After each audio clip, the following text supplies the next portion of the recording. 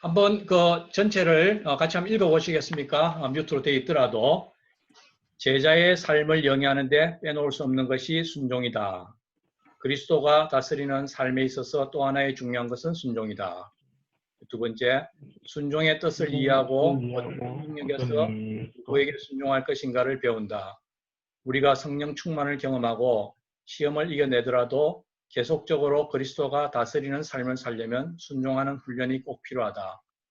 약속의 말씀에 의지하여 믿음으로 사는 법을 배운다. 순종이란 주님의 사랑과 애정에 대한 나의 사랑의 표현이다. 우리의 순종은 억지로 하는 복종이 아니라 우리의 삶 속에서 진정으로 우러나오는 순종이 되어야 한다. 잘 설명해 주셨는데, 근데 저하고 이렇게 이야기를 하실 때 조금 여러분들이 이해를 해 주셔야 되는 게 있습니다. 이 세 번째 보면 순종이란 주님의 사랑과 애정에 대한 얘기 나오는데, 이 애정 뭐 있지 않습니까? 그 발음을 제가 잘 못해요. 그러니까 들어올 때 정인지 뭐 그런 거 있지 않습니까? 저 밑에 경상도 사람들이 발음 못하는 거를 이해를 하고 들어주시면 좋겠어요. 갑자기 들으시면서 이거 이상한 소리인데 하지 마시고 참조해 주시면 좋겠습니다. 네. 알겠습니다. 우리 페이지 여러분 교재에 가시면 교재에 그렇게 나와 있습니다. 교재에 뭐라고 나와 있냐면 현대 교회의 비극은 믿음으로 부름을 받은 사람은 많은데 순종으로 부름받은 사람은 적다. 결국 말은 쉬운데 우리 행동으로 옮기는 것이 어렵다. 바로 그 이야기가 되겠죠. 예. 그래서 여기 보면 순종이란 나의 뜻, 나의 삶을 추구하는 것이 아니고 예수님의 계획과 예수님의 뜻을 따른다는 것이죠. 결국 순종이 없이는 우리 진정한 주님의 참다운 제자가 될 수 없다. 그렇게까지 이제 연결이 되겠습니다. 밑에 보면 우리 그 베드로를 통해서 순종의 의미를 볼 수가 있는데요. 이때 상황이 이제 그 베드로가 어떻습니까? 그 갈릴리 호수에서 밤새도록 고기를 못 잡고 새벽에 이제 그물을 딛고 있을 때였죠. 그때 예수님이 오셔가지고 깊은 곳에 가서 그물을 내리라 그렇게 말할 때 사실은 안 갈 수도 있었고 고기 잡는 데는 우리 베드로가 목수인 예수님보다는 훨씬 한 수 위가 아니겠습니까? 그죠? 한 수 위 정도 아니라 아주 뭐 몇 수 위죠. 그럼에도 불구하고 베드로는 자기가 업으로서의 전문가 그리고 밤새도록 못 잡았는 이미 벌써 밤새도록 고생했는데 그 고기 지금 없는데 그리고 깊은 데에는 특별히 고기가 없다는 상식적인 그리고 또 피곤했죠. 밤새도록 했으니까 밤이 맞도록 수고했다고 그랬으니까 그리고 동료들 혼자만 가는 것이 아니라 여러 사람하고 같이 가야 되는데 혼자는 가고 싶더라도 여러 사람들의 그 피곤함을 생각하면 나갈 수가 없는 상황인데도 불구하고 베드로는 우리 그렇게 나오죠. 주님의 말씀에 의지해서 내가 그물을 내리겠다 그런 이야기를 하죠. 그래서 우리 순종의 기본 자세는 내가 가진 것이 아니라 내 능력이나 기억이나 이런 것들을 다 내려놓고 예수님의 말씀, 하나님의 말씀에 순종한다 하는 것이 되겠습니다. 그것이 기본 자세라는 것이죠. 네. 그래서 우리가 순종을 할 때, 우리가 기본 자세할 때 알아야 되는 세 가지가 있는데 첫째는 예수님에 대해서 알아야 된다는 것이죠. 예, 여기서 보면 예수께서 나와 말씀하여 이르시되 하늘과 땅의 모든 권세를 내게 주셨으니 그래서 바로 하늘과 땅의 모든 권세를 가진 예수님의 권위를 인정해야 된다 하는 것이죠. 그리고 우리가 자기 자신에 대해서 알아야 되는 것인데 오늘 이제 암송구절이었죠. 예. 그러면 형제들아 내가 하나님의 모든 자비하심으로 너희를 구하노니 너희 몸을 하나님께서 기뻐하시는 거룩한 산제물로 드리라. 너희가 드릴 영적 예배니라. 이렇게 되어 있습니다. 그래서 여기서 우리가 산제물이다 이렇게 할 때는 이 헬라어로는 이것이 바로 진정한 제물이다. 그리고 참된 예물이다 하는 그런 의미라고 볼 수가 있겠는데요. 옛날 성경책에는 보면 이게 산제물로 드리라고 안 나와 있고 산제사로 드리라 이렇게 했습니다. 그래서 특별히 뭐 제사, 제물이 쓰인다는 의미에서는 같은 세크리파이스니까. 근데 우리가 제사를 지낼 때 보면 번제라고 있죠. 번제는 제물을 그냥 불로 확 태우는 것이죠. 홀랑 태우는 것인데 태운다는 의미는 죽으라고 태우는 거지 않습니까? 그래서 제물은 죽는 것이에요. 근데 이제 우리가 산제물로 드렸는데 어떻게 보면 우리는 제물로 드려가지고 사실은 죽었어야 되는데 많은 경우에 재물이 살아서 돌아다니고 있는 거죠. 그러다 보니까 완전한 제사가 되지 않고 있는 그런 일도 벌어지는 것이라고 볼 수 있겠습니다. 그리고 세 번째는 예수님과 자신의 관계에 대해서 나오죠. 예. 그래서 자기를 부인하고 십자가를 지고 따라오라 그렇게 하죠. 누가복음에서는 자기를 부인한다는 것. 그래서 자기를 부인하고 십자가를 따라간다는 것은 바로 십자가의 의미는 바로 죽음이지 않습니까? 그래서 나는 죽었고 오직 내 안에 사시는 그리스도만 따른다 하는 것을 확인하는 그런 게 되겠습니다. 근데 우리만 그런 것이 아니라 예수님이 바로 그 십자가에 매달려서 가지고 본을 보여주셨죠. 그래서 예수님은 사람의 모양으로 오셔서 자기를 낮추셔서 죽기까지 복종했다고 했는데 바로 하나님의 아들인 예수님 자신이 십자가에 죽으시면서 본을 보여주신 것이죠. 예. 여기 보면 로마서 12장 1절에 가지고 까만 부분 나와 있는데 이거는 사실은 좀 보면 헷갈리는 부분이 있어가지고 히랍으로 그리고로 나온 거 사악스 소마는 제가 설명을 빼고 그냥 지워버렸습니다. 새까맣게. 예. 어쨌든 결론은 우리 모든 삶을 드리는 것이 순종이다 하는 것이 되겠습니다. 자, 그럼 순종의 영역과 대상이 있는데 우리 자기 자신을 부인해야 되는데 그것이 어떤 내용이냐? 한번 26절 한번 읽어볼래요? 14장 누가복음 14장 26절 중간에 있는 거 같이 한번 읽어보겠습니다. 무릇 내게 오는 자가 자기 부모와 처자와 자녀 더욱이 자기 목숨까지 미워하지 아니하면 능히 내 제자가 되지 못하고 누구든지 자기 십자가를 지고 나를 따르지 않는 자도 능히 내 제자가 되지 못하리라. 그래서 여기 위에서 이제 정리된 대로 보면 우리가 부인해야 되는 영역은 우리 가족들, 부모, 남편, 부인, 형제, 자매들, 그리고 자기 자신을 말할 때는 나의 뜻과 그런 경험, 그리고 나의 목숨까지도 다 포함되는 것이고 소유물, 그리고 여러 가지 기타 이런 게 있겠습니다. 그래서 저 같은 경우는 개인적으로 신앙생활을 처음에 청년 시기에 처음 만났을 때 아주 하나님을 아주 진하게 만난 적이 있습니다. 그래서 아주 기쁜 마음에 우리 부모님, 특별히 어머님을 전도한다고 문자 그대로 제가 이 자기 부모 뒤에 연결되지만 그런 고백을 한 적이 있는데 사실 저는 저희 집안에서는 크리스천으로서 이제 첫 first generation이고요. 저희 집안은 좀 뿌리 깊은 불교 집안이었습니다. 그리고 또 저 자신 자체가 이제 10대 때, 10대째 내려오는 제가 장남이었기 때문에 그 집에서 차지하는 비중이 어떻게 보면 굉장히 좀 남달랐다고 볼 수 있는데 유학 와서 하나님을 만나게 된 거예요. 그것도 아주 뜨겁게. 그러다 보니까 그때 너무 아주 기쁘게 만나서 한 1년 정도를 거의 말씀과 교회에 빠져 지낸 적이 있었습니다. 물론 총각대였기 때문에 그럴 수도 있겠지만 뭐 일주일에 한 6일 정도를 교회에 가서 무슨 뭐 전도폭발 훈련, 청년부 공부, 성경 공부 이렇게 해가지고 6일 저녁을 훈련을 받은 적이 있습니다. 그렇게 하다가 한국을 가게 되어서 이제 한국에서 저희 어머니 첫 번째 작업으로 저희 어머니를 전도를 해야 되겠다. 1년을 그렇게 훈련받고 1년 그 신앙이니까 얼마나 뜨거웠겠어요. 그래서 어머니를 그리고 생각에는 야, 이 장손이 이 받아들인 이 귀한 믿음을 우리 어머니도 받아들일 것이다. 왜냐하면 우리 어머니는 굉장히 합리적이신 분이고 또 아들 말을 워낙 잘 들으시니까 그렇게 생각하고 이 전도를 하는데 안 되는 거예요. 특별히 저희 어머니가 보신 입장에서는 아니 내가 종손의 며느리인데 또 이 불교에 또 어떻게 보면 유교적 전통이 있는 집에 와가지고 뭐 4대 제사를 지내는 사람이 어떻게 이 며느리가 그 집안의 전통을 뿌리쳐 날릴 수 있느냐? 절대 안 되는 거예요. 그죠? 그래서 한 이틀 밤낮을 어머니하고 이야기를 하면서 예수님 이야기, 뭐 하나님 이야기, 그동안 배운 이야기들 쫙 이렇게 하면서 전도를 시도를 한 적이 있습니다. 근데 이틀 밤낮을 했는데 결국은 정말 저희 어머님이 거의 몸으로 막다시피 해서 이 집안에 이 크리스천 기독교는 들어올 수 없다. 그런 어떤 강경함을 보이시더라고요. 그래서 이튿날 새벽에는 더 이상 진전할 수 없음을 깨닫고 제가 어머니한테 선포를 했습니다. 뭐라고 말했냐면 어머니 내 생명보다 귀한 예수님을 나는 만났기 때문에 부모 자식 간에 연을 끊을지언정 예수님을 버릴 수가 없습니다. 이 선포를 해버린 거예요.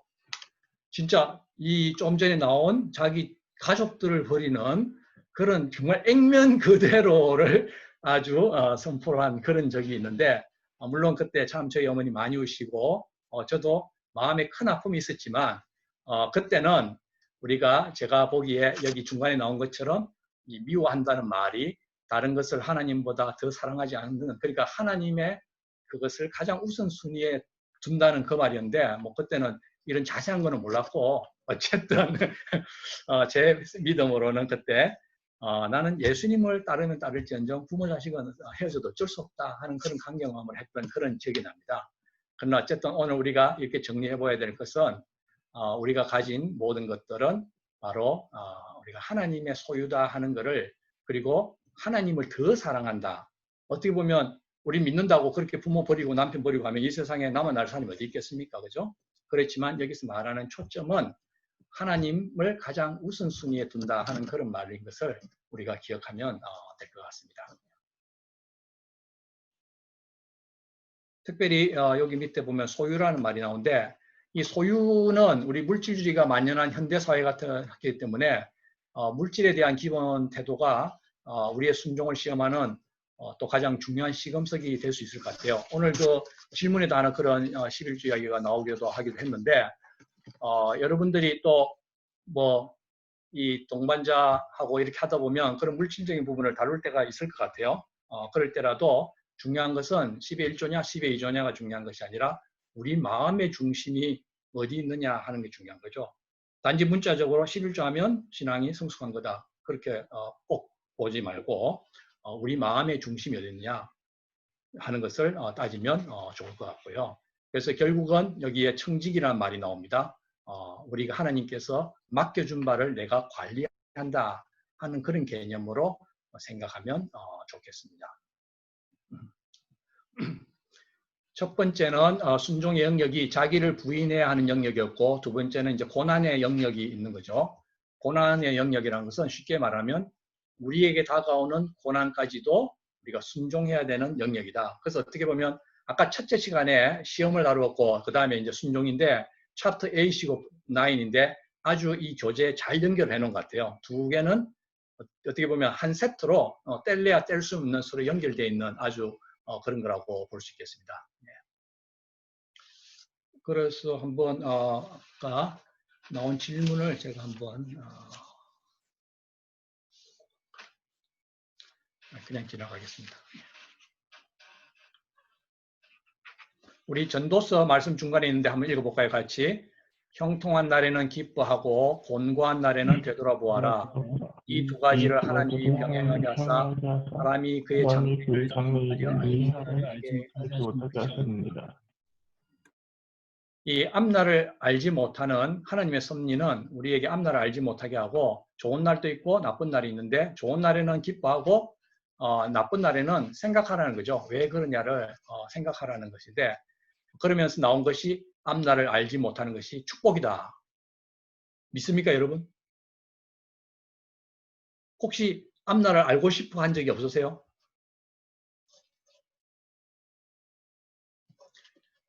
우리 특별히 예수님을 믿지 않는 크리스찬이 아닌 가정에서는 앞날 알고 싶어 하는 경우가 굉장히 많죠.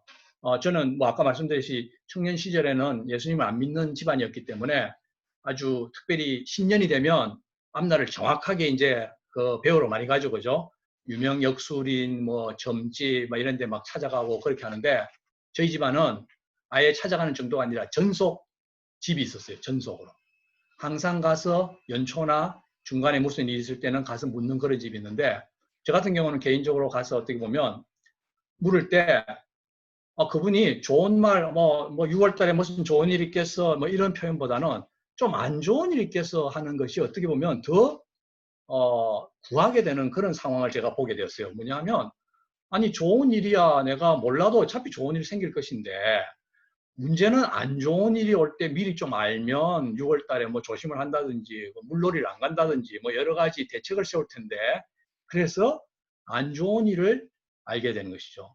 그러나 지금 믿음의 눈으로 이제 하나님을 알고 난 뒤에 돌아보면 아, 내 인생을 내가 다 미래를 점쳐서 계획을 하겠다는 것이죠. 결국 아까 나왔지만 내 인생의 주인은 나고 내가 내 모든 것을 앞을 책임진다는 그런 교만한 마음이 바로 있는 것이 우리가 미래를 알고자 하는 데 있는 숨어있는 마음이라는 것이죠.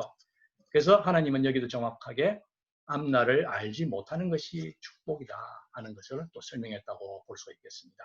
그래서 앞날을 모를 때 우리는 누구만 믿고 나갈 수 있습니까? 하나님만, 예수님만 믿고 나갈 수가 있는 것이죠. 예. 고난을 당할 때 자세가 있습니다. 고난에 당할 때 자세는 특별히 여기 위에 그리스도를 위해 고난을 받을 때 그것은 곧 그리스도의 고난에 참여한 것이다 뿐만 아니라 우리는 그리스도의 영광에도 참여하게 된다. No cross, no crown이라는 말이 있지 않습니까? 예, 십자가가 없이는 크라운, 왕관도 없다는 것이죠. 그래서 고난이 없으면 영광이 없다. 뭐 우리 또 쉬운 말로는 뭐 no pain, no gain이라는 말도 쓰는데 고통이 없으면 그런 어떤 뭐 이익을 얻는 것도 없다는 것이죠. 그래서 결국 반복되는 이야기지만 우리 순종함으로써 예수님의 고난, 십자가의 고난에 동참하게 되고 그것은 자존심의 죽음, 특권의 죽음, 편견의 죽음, 야망의 죽음, 안락의 죽음, 결국은 내 모든 과거와 불순종을 죽여버리는 것이다 하는 것이죠. 밑에 한번 같이 한번 읽어보겠습니다. 내가 진실로 진실로 너에게 이르노니 하늘의 밀이 땅에 떨어져 죽지 아니하면 하늘 그대로 있고 죽으면 많은 열매를 맺느니라. 우리는 십자가에서 죽는 사람들입니다.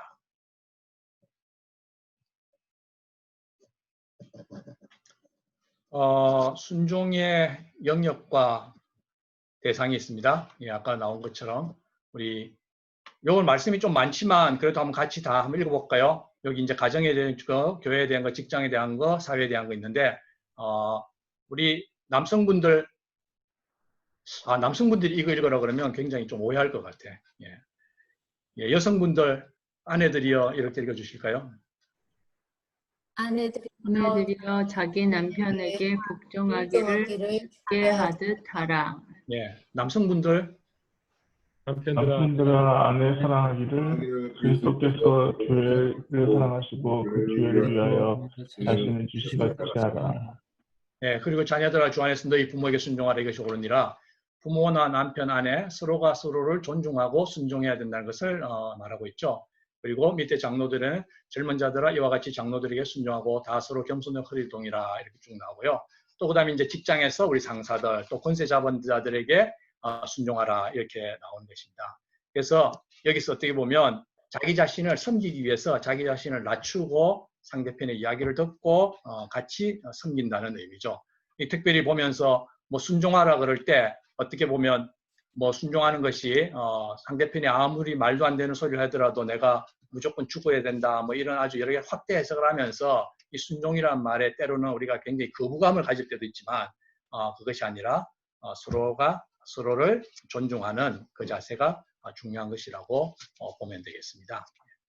그러면서 우리가 뒤에 가보면 우리 순종과 불순종의 예가 성경에 잘 나오는데 그 순종의 예로 이제 아브라함이 있죠. 아브라함은 고향을 첫째 상황은 갈 바를 알지 못하고 고향을 떠났고 그리고 백세 난 아들 이삭을 바치라는 그런 어떻게 보면 굉장히 합리적이지 않은 그런 하나님의 요청에도 불구하고 우리 아브라함이 순종한 역사가 있습니다. 그렇게 했을 때 아브라함은 하나님한테 어떤 약속을 받느냐 하면 한번 맨 위에 창세기 12장 3절 한번 읽어볼까요? 너를 축복하는 자에게는 내가 복을 내리고 너를 저주하는 자에게는 내가 저주하리니 땅의 모든 족속이 너로 말미암아 복을 얻을 것이라 하신지라. 결국은 아브라함의 순종으로 인해서 땅의 모든 족속, including us, 우리를 포함해서죠. 우리가 미래에 오는 모든 족속들이 하나님의 축복을 받게 되는 그런 귀한 은혜를 받게 된 거죠. 한 사람의 순종이. 근데 불순종의 예는 바로 사울 왕이 되겠습니다.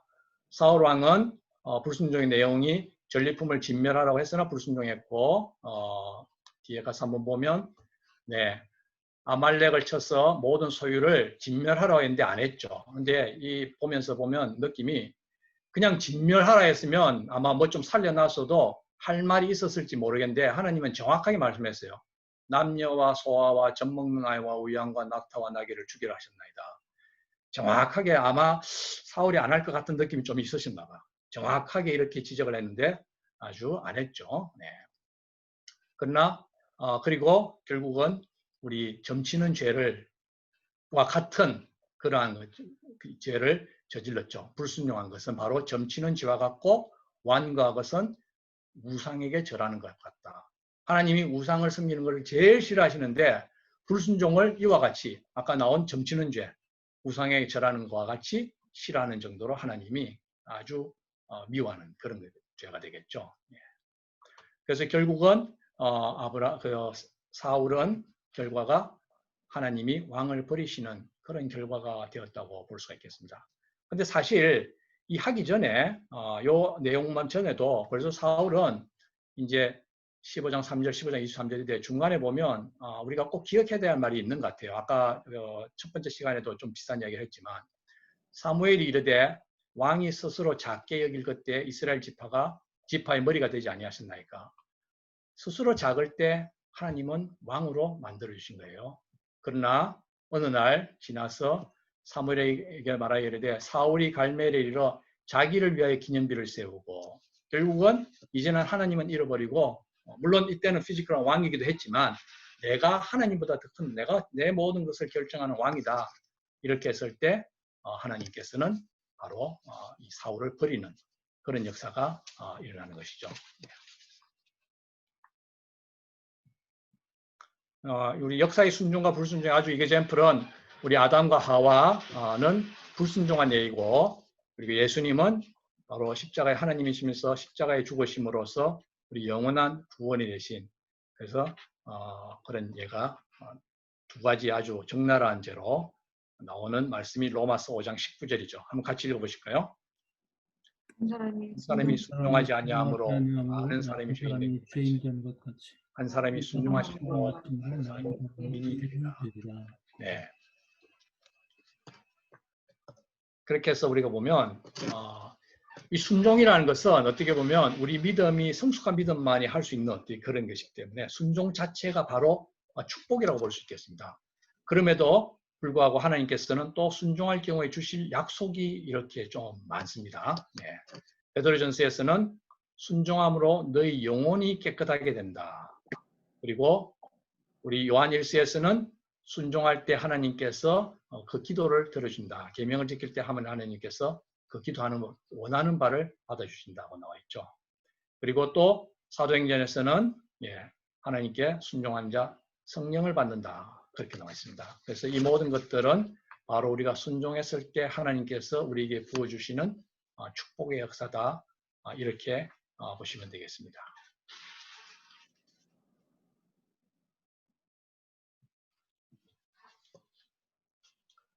근데 여기도 보면 이제 나오죠. 순종의 축복. 아까 우리 숙제도 보면 나와 있는 그 내용인데요. 그리스도의 사랑 안에 거하게 되고 그리스도의 친구가 되고 거처를 함께하게 되고 하나님의 사랑에 거한다. 이렇게 나오죠. 그래서 사실 우리가 순종하면서 순종하고 나면 이런 축복을 주니까 내가 보상을 받기 위해서 한다는 어떤 그런 보상 심리가 당연히 있어서는 안 되겠지만 그렇지만 우리가 고난을 겪어가는 과정에 있어서 내가 이 고난 뒤에 하나님의 이런 약속이 있구나 하는 것은 어떻게 보면 우리가 그 고난을 이겨낼 수 있는 소망의 밭이 되어가지고 우리 마음을 그리고 우리 생각을 지켜주는 그런 계기가 될 수는 있겠습니다. 맨 밑에 나와 있는 거 한번 읽어보실까요? 순종은 하나님을 향한 우리의 믿음이다. 순종은 우리를 향한 하나님의 훈련이며 능력의 통로이며 영적 자유함이 제자도의 클라이맥스는 예수님이 다스리는 삶이다. 그 핵심이 순종입니다. 여기서 말하는 순종, 마지막으로 갈 때는 아까 시험하고 연결해서 우리가 시험을 당할 때도 순종할 바로 그것을 말하는 거죠. 고난 가운데서도 하는 순종. 하나님의 귀한 축복이 있는 순종이 되겠습니다. 너무 일주일 할 거라 스피드업 해가지고 만만에 다 해버렸나 보네. 굉장히 빨리 지나갔네요. 그죠? 자, Q&A로 들어갔습니다. 한번 우리 숙제하신 거 간단하게 한번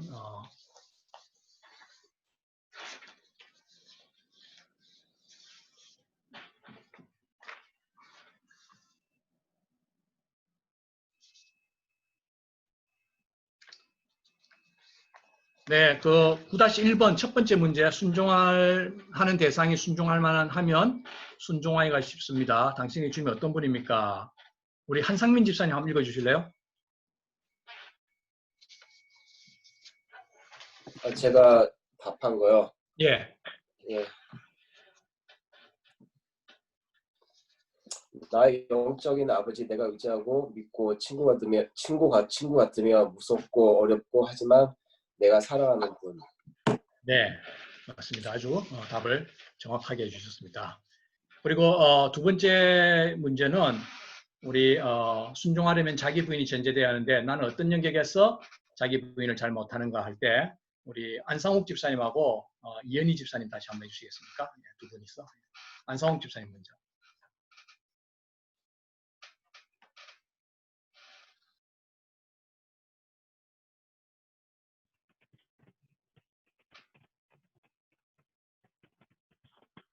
네, 저는 금전적인 부분하고 평안한 금전적인 부분이 따라오는 편안한 삶을 포기하지 잘 못하는 것 같습니다. 또 가족과 직장 내에서의 그런 자존심, 성공에 대한 야망 등이 이런 원인을 제공할 때가 많습니다. 네. 이현희 집사님.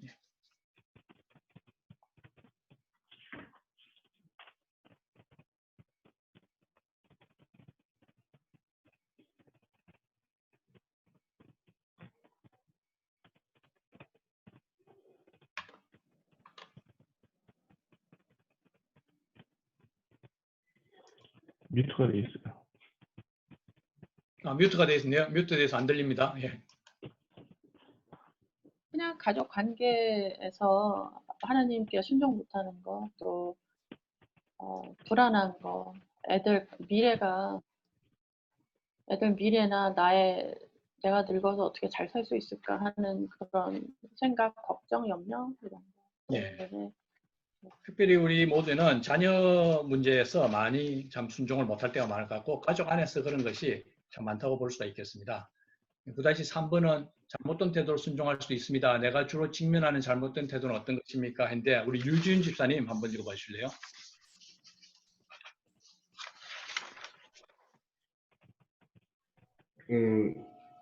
사도행전 4장 19절 베드로와 요한이 대답하여 이르되 하나님 앞에서 너의 말을 듣는 것이 하나님의 말씀을 듣는 것보다 옳은가 판단하라. 저는 노를 잘 못하는 사람이었는데 특히 교회 안에서 더 노를 못했던 이유가 다른 사람들이 나에 대한 의식, 나의 체면 때문이 많았습니다. 하지만 이젠 나보다 주님이 먼저이시기 때문에 모든 일의 우선순위가 확실해져 노와 예스를 잘 구별할 수 있게 되었습니다. 네.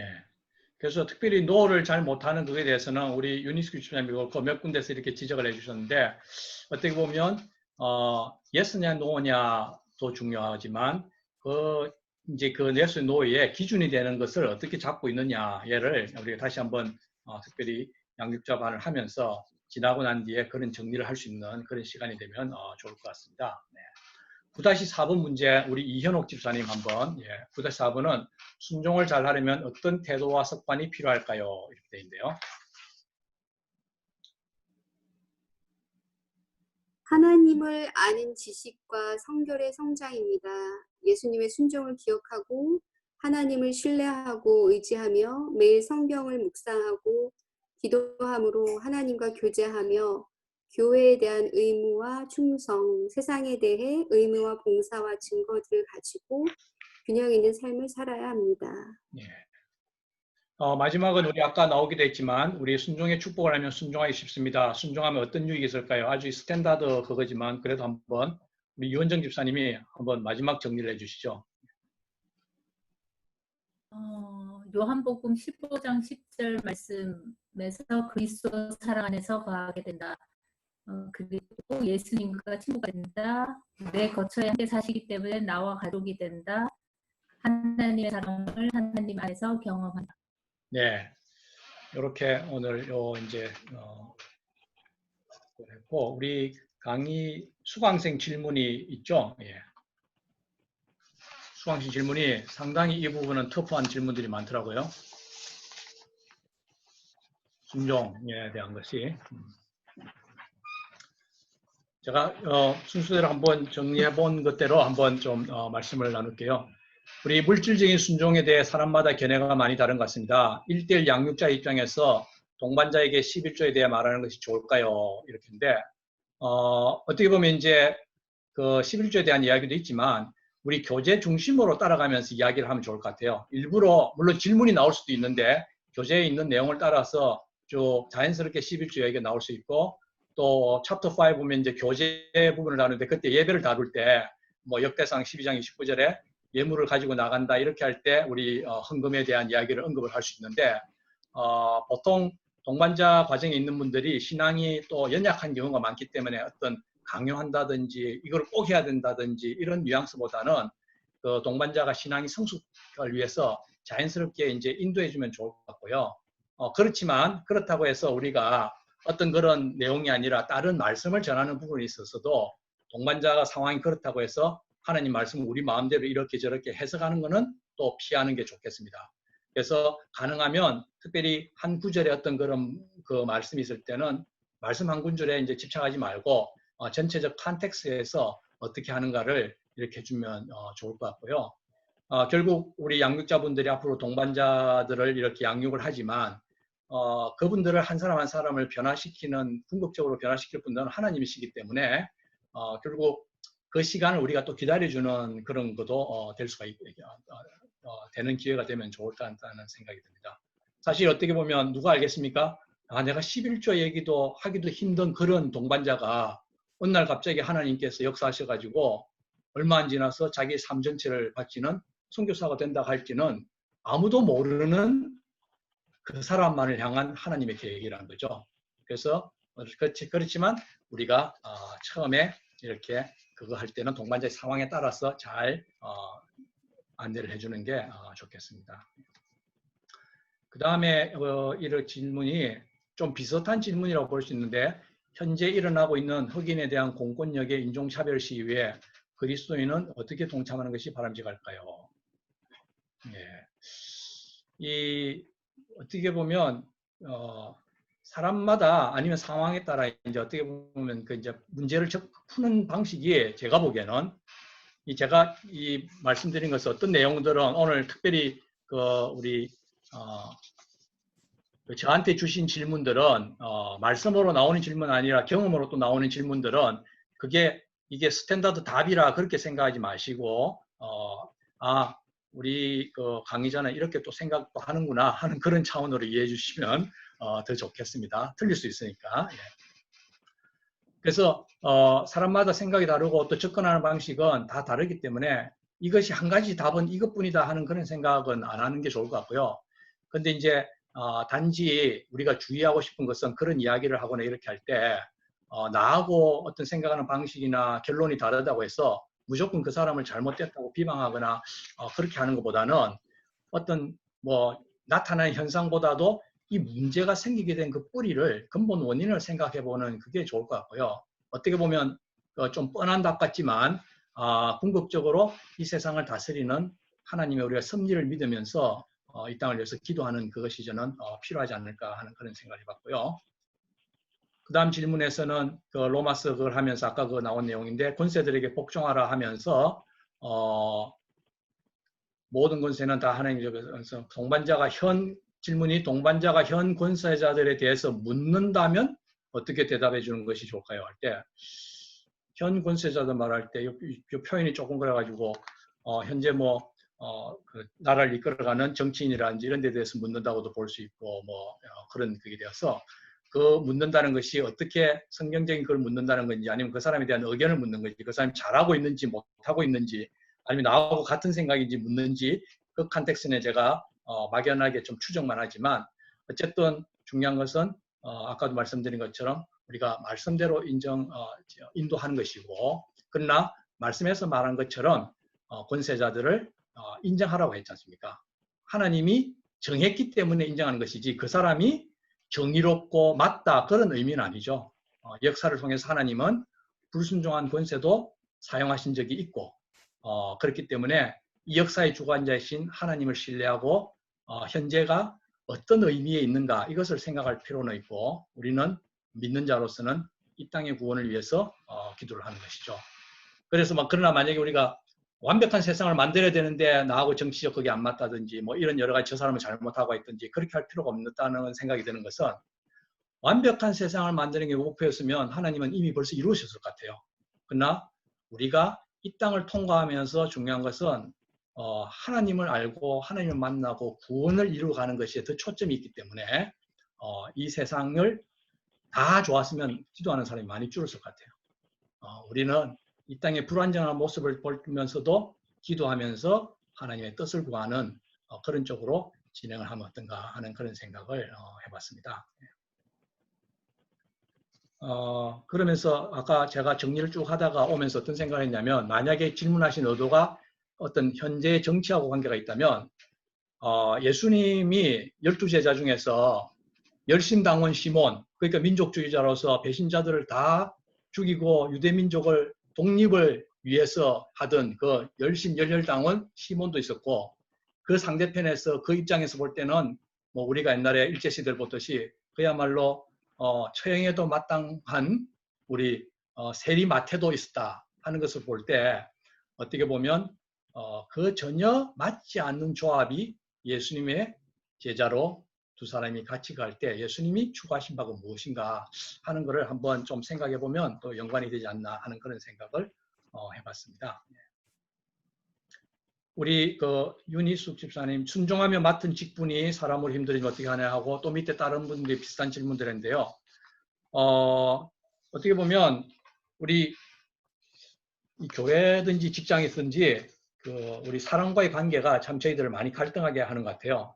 특히 어떻게 보면 교회에서 만나는 것은 뭐 직장이나 가족처럼 뭐 매일 안 봐도 되니까 가끔씩 한번 보니까 조금 뭐 봐도 해도 관계없다 이렇게 생각할 수 있지만 어떤 면에서는 더 힘든 것은 야 그래도 내가 믿음의 사람인데 상대편하고 내가 이런 불편한 관계로 간다는 것이 너무 심적인 또 고통이 될 수 있을 것 같아요. 그래서 제가 그 답이 상황마다 다 다르기 때문에 생각하다가 이런 생각을 한번 해봤습니다. 우리가 교회 내에 우리 같은 믿음의 친구요 또 믿음의 동지들이요 이런 사람들을 우리 그리스도 안에서 형제 자매로 보면 다시 생각해보면 어떤가. 결국은 Brothers and Sisters in Christ라고 그러는데 이 의미는 참 큰 의미가 있는 것 같아요. 예.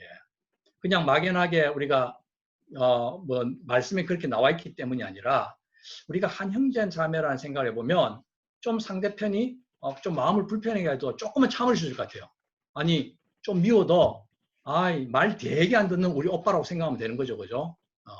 그러면 조금 이렇게 봐줄 수 있을 것 같지는 않나 싶은데, 근데 이제 그러나 궁극적으로는 사실은 우리가 교회 일로 좀 힘들어질 때는 한번 우리가 원칙적으로 생각해 볼 것은 내가 섬기는 궁극적인 목표나 대상이 누군가.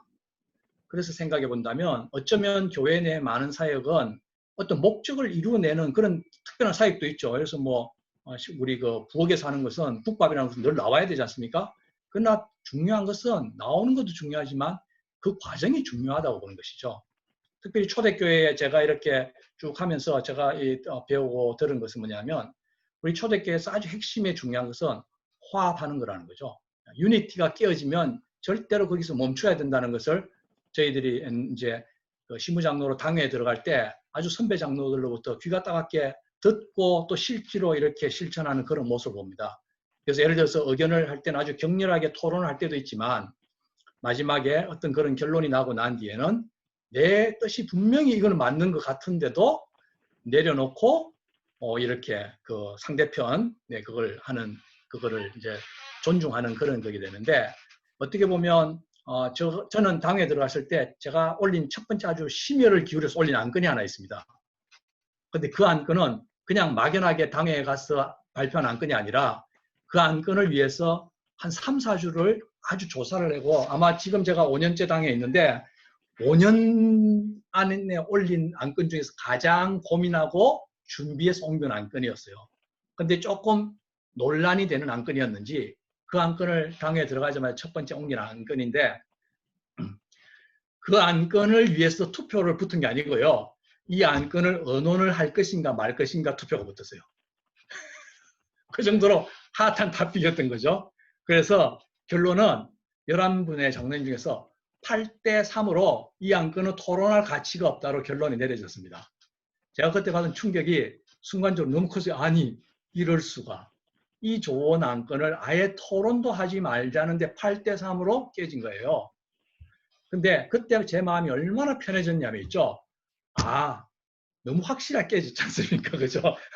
6대5였으면 제가 굉장히 힘들었을 것 같아요. 내가 미리 좀 누구한테 이야기할 걸 그랬나? 이런 생각도 있을 텐데 8대3 이거는 뭐 아주 하나님이 정확하게 하나님의 때가 아니다. 이 메시지를 주는 것 같았어요. 근데 그 경험이 저에게는 신무장로 성인인데 너무 큰 도움이 됐습니다. 왜냐하면 우리가 준비하고 발표하고 이것은 초대교회를 위해서 또는 더 확대해서는 하나님 나라를 위해서 참 해야 될 것 같다 하고 했는데 이루어지지 않을 때 저는 그것을 준비하고 발표하는 데까지가 제 역할이었던 거예요. 그것이 여러 사람의 의견을 이렇게 종합해가지고 안 됐을 때 실망할 이유가 없었던 것이 하나님의 일이니까 하나님이 때가 아니라고 접으로 하면 접는 거다 하는 그런 생각이 그 첫 번째 사건 때문에 저는 그 뒤로도 아주 제 마음의 가이드라인이 된 것 같아서 특별히 아까 제가 말씀드린 여러 가지 중에서 꼭 기억해 주시면 좋은 것은 유니티를 깨지 않는 그런 사역이 되면 좋겠다 하는 그런 생각하고 사람 관계도 마찬가지라고 보겠습니다. 그 다음에 이제 우리 그 밑에 목사님의 말씀에 은혜 받지 못하는데 어떻게 하면 좋을까요? 물론 나의 교만과 자만인지 고민하며 기도하면서 노력하지만 변화가 없는데 다른 교회로 옮겨 신앙생활하는 것이 좋을지 아니면 순종하며 기도를 이것이 하는 것이 하나님의 뜻일까요? 이 부분은 피하고 싶은 질문은 아주 애매한 델리케이트한 질문이 될 수가 있는데 그래도 똑같이 우리가 원칙으로 한번 생각해 보고 싶습니다. 어쩌면 교회 생활하면서 우리가 많은 질문들 중에서 목사님의 설교라든지 때로는 어느 장로가 저는 그런 분도 만나봤거든요. 어느 장로가 미웠을 때 못 나오겠대요. 또 어느 집사님이 보기 싫다는 거예요. 그런 경우가 참 충분히 있습니다. 특별히 저희 초대교회 같은 경우는 또 사이즈가 좀 크다 보니까 여러 가지 또 어떤 불만도 있는 부분도 있고 또 상대적으로 그게 너무 좋다는 분들도 있고 그래서 한번 이렇게 생각해 보면 어떻겠습니까? 목사님의 설교나 아니면 어떤 내가 만나는 그분이나 아니면 내가 하고 있는 어떤 봉사가 내 신앙생활의 전부이고 유일한 목적이라면 그러면 그게 그 목적이 채워지지 않을 때는 뭐 어쩌면 다른 길을 찾아야 될 수밖에 없을 것 같아요. 그러나 어떻게 보면 요즘 같은 뭐 나가더라도 그런 좋은 설교자 아니면 그런 목적을 만족해주는 교회를 찾는다는 보장은 물론 없겠죠. 특별히 설교를 놓고 보자면 뭐 요즘같이 인터넷에 우리 익숙한 세대는 어쩌면 좋은 설교는 인터넷 가면 훨씬 더 많이 있고 그렇기 때문에 참 힘든 부분이 있는 게 사실입니다. 그러나 우리가 신앙의 원칙을 딱 생각해 보면 이럴 때 하나님은 나한테 무슨 답을 주시는가? 하나님이 나를 이곳에 보낸 이유가 무엇인가? 아니고 그러면 만약에 떠나라고 한다면 왜 떠나라고 하시는가 하는 그런 차원에서 접근해 보는 것은 좋을 것 같습니다. 저는 개인적으로 사실 저는 초대교회를 떠난 적이 있습니다. 97년에 초대교회 다니기 시작해가지고 제가 1년 정도를 99년도에 6개월 떠났다고 한 적이 있는데요. 그때 물론 떠나는 상황은 초대교회 누가 싫어서라기보다도 제 직장에 제 상사가 저를 너무 괴롭히는 상황이었어요. 거의 뭐 죽을 정도로 괴롭히는 상황이었습니다. 그러던 와중에 이 워싱턴에 제가 첫 신앙생활하는 곳인데 그곳에 있는 많은 신앙의 친구들이 거기 교회가 좀 힘들어졌기 때문에 저보고 제가 그때 제자훈련 막 받은 후라서 좀 많이 뜨거웠을 때인가 봐요. 저보고 야 훈련 받았으니까 거기 와서 같이 신앙생활 하자는 거예요. 그러니까 제가 생각에는 시작은 분명히 이 직장 상사가 미워서 시작이 됐는데 자꾸 이런 식으로 와서 뭐 이제 신앙을 같이 신앙생활하자 이렇게 하니까 제 생각에서는 어떻게 했냐면 하나님이 나를 저리로 보내려고 일부러 내 직장 상사를 괴롭히는구나. 이 생각이 딱 들어가는 거예요. 그래서 제가 뭐 그때 간다니까 또